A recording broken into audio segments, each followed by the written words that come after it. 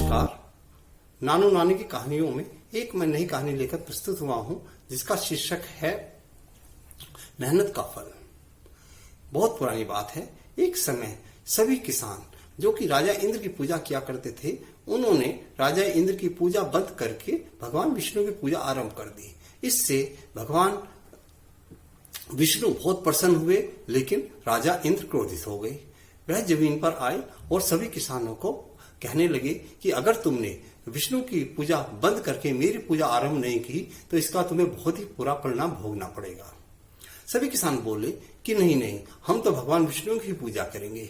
इससे राजा इंद्र और क्रोधित हो गए और उन्होंने कहा ठीक है, तुम भगवान विष्णु की पूजा करते रहो और मैं आज से बारिश करना बंद कर देता हूं और तुम्हारे इलाके में आज से बारिश बंद और 12 वर्ष तक तुम्हारे इलाके में बारिश नहीं होगी।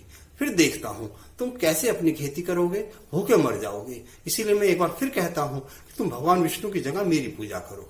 लेकिन किसान भी भगवान विष्णु की पूजा करने के लिए अड़े रहे।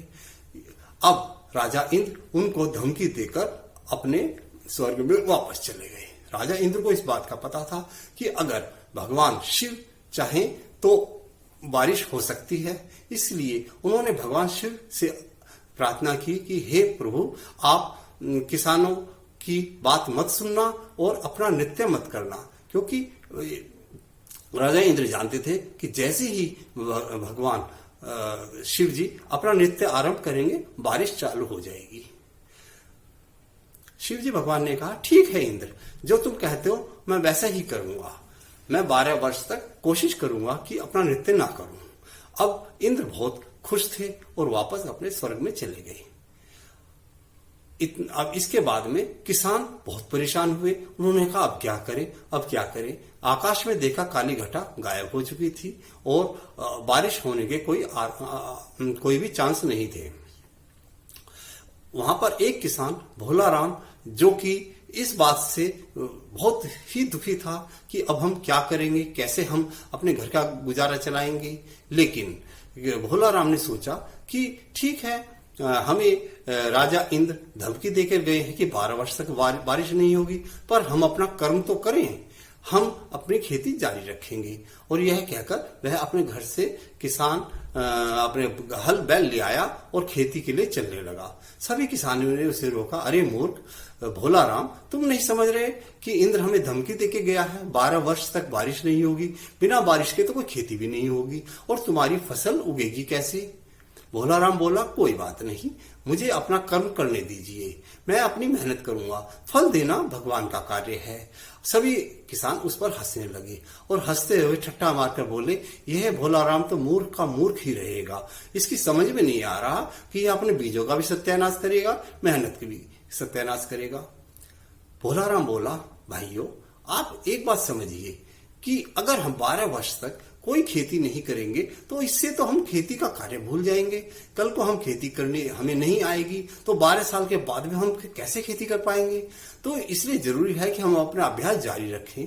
ठीक है, अब पता नहीं कि मेरी फसल उगेगी या नहीं उगेगी।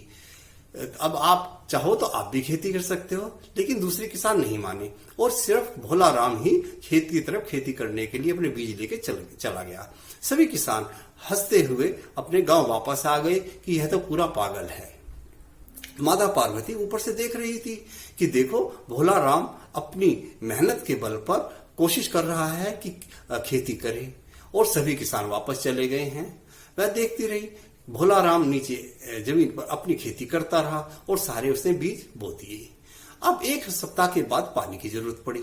भोला राम भी यह जानता था कि अगर पानी नहीं मिला तो सारे बीज नष्ट हो जाएंगे और खेती नहीं होगी। माता पार्वती बहुत चिंतित हुई। उन्होंने भोला राम की तरफ से प्रभु शिव जी के पास गई और बोली हे प्रभु, आप देख रहे हो यह भोला राम अपनी पूरी मेहनत से खेती कर रहा है, इसने पूरे बीज भी बो दिए हैं, लेकिन अगर वर्षा नहीं हुई तो इसकी तो सारी फसल चौपट हो जाएगी, कुछ तो कीजिए। भगवान शिव बोले देखो पार्वती, मैंने इंद्र को कहा है कि मैं 12 वर्ष तक नृत्य नहीं करूंगा और जब तक नृत्य नहीं करूंगा तब तक वर्षा नहीं होगी। अब तुम समझती हो ना, मैंने इंद्र को बोल दिया है तो अब मैं क्या करूं। माता पार्वती बोली कि हे प्रभु, आप ऐसा क्यों कह रहे हैं? आप नहीं समझते कि अगर आप 12 वर्ष तक नृत्य नहीं करेंगे तो आप तो नृत्य करना भूल जाएंगे। आप तो डेली नृत्य करते हैं, तो इसका प्रभाव ये होगा कि 12 वर्ष के बाद जब आप नृत्य करना आरंभ करेंगे तो आप यह नहीं समझ पाएंगे कि नृत्य कैसे करना है।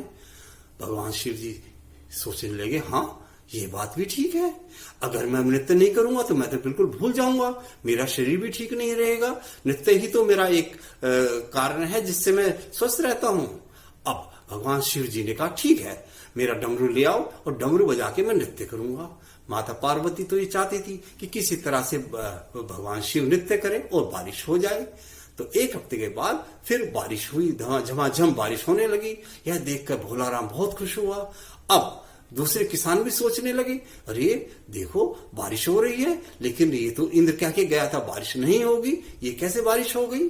तो दोस्तों, साथियों, बच्चों, आपने देखा भोला राम की मेहनत रंग लाई और उसने अपनी हिम्मत नहीं छोड़ी, क्योंकि वह जानता था कि अगर 12 वर्ष तक उसने खेती नहीं की तो उसके औजार भी सारे खराब हो जाएंगे और वह खेती करना भूल भी सकता है। इसीलिए हम सबको अपने निरंतर अभ्यास करना चाहिए और कोई भी काम को छोड़ना नहीं चाहिए।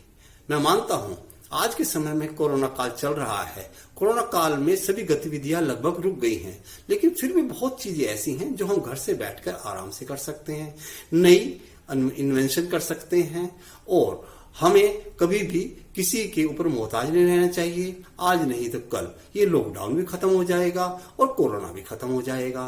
तब हमें जरूरत होगी नए उत्साह की। तो हम अपना उत्साह बनाए रखें, घर में बैठकर नई नई चीजें करते रहें, ताकि इससे हमारा घर का कार्य भी चलेगा और हम स्वस्थ भी रहेंगे। आपको ये कहानी कैसी लगी? अगर अच्छी लगी हो तो सब्सक्राइब करें और कमेंट बॉक्स में अपना कमेंट जरूर लिखें। नमस्कार।